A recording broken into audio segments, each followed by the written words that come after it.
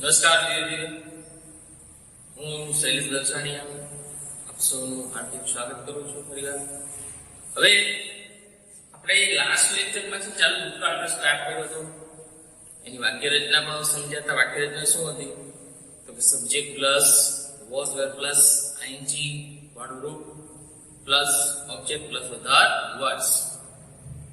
પછી આપણે એના વાક્યો પણ જે લાસ્ટ લેક્ચરમાં છે જોયેલા હતા, બરાબર. હવે આજે આપણે આગળ જોશું, બરાબર. એના સેન્ટેન્સ કઈ રીતે બનશે. એના સેન્ટેન્સ બે વાક્ય છે એટલે આપણે ત્રીજું વાક્ય પહોંચેલા હતા, બરાબર. હવે કર્તા તરીકે લઈએ છીએ ધ્યેય. તો ધ્યેય છે તેમાં વોઝ આવે કે વેર આવશે? તો ધ્યેય સાથે શું આવશે? વેર. બહુવચન છે ને, બરાબર. હવે ડાન્સ નું આઈએનજી વાળું રૂપ શું થાય? ડાન્સિંગ, બરાબર. ડાન્સ નું આઈએનજી વાળું રૂપ શું થશે? Dancing. They were dancing on the stage. On the stage. અને ગુજરાતી શું થાય? તેઓ સ્ટેજ ઉપર ડાન્સ કરી રહ્યા હતા. તેઓ સ્ટેજ ઉપર ડાન્સ કરી રહ્યા હતા. એના પછી સુમિત. સુમિત સાથે શું આવશે? Was. Sumit was. Learn. Learn ING શું થાય? Learning. Sumit was learning science. Then now આપણે સમજશું કે સુમિત ત્યારે વિજ્ઞાન શીખી રહ્યો હતો. આવું થશે ગુજરાતી. સુમિત છે વિજ્ઞાન શીખી રહ્યો હતો. એક બીજું લઈએ. Suppose કે Payal was અગર માહિતી વાળું રૂપ મૂકવાનું છે તમારે. રાઈટ. રાઈટ એટલે એનું શું થશે? રાઇડિંગ. રાઇડિંગ એટલે sorry, Payal was riding a bicycle at that time.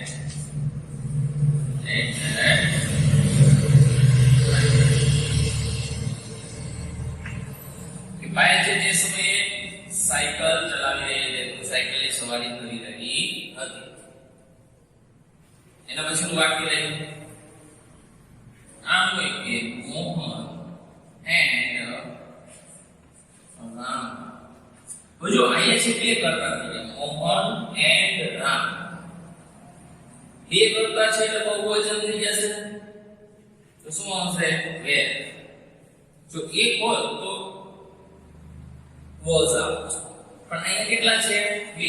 Mohan and Ram. બહુવચન થઈ જશે એટલે was. અહીં શું મૂકી શકાશે? ક્રિયાપદ તરીકે વેર મૂકી શકાશે. તો Mohan and Ram were. Mohan and Ram were. પછી આમ સ્વિમ નું આઈએનજી વાળું રૂપ શું થશે? સ્વિમિંગ થશે.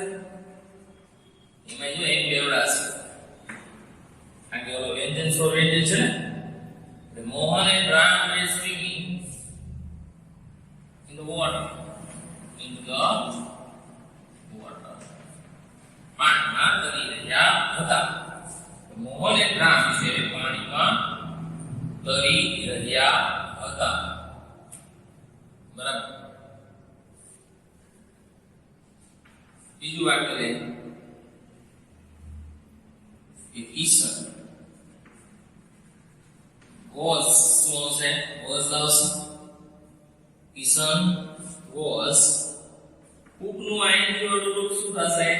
cooking. Kisan was cooking food in the kitchen. In the kitchen. Kishan છે રસોડા, રસોઈ બનાવી રહ્યો હતો.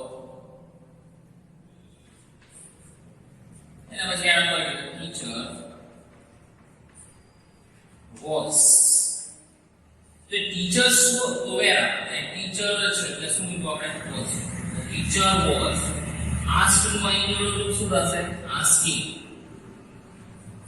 the teacher was asking question in the class into the class શિક્ષક છે એ ક્લાસમાં પ્રશ્ન પૂછી રહ્યા હતા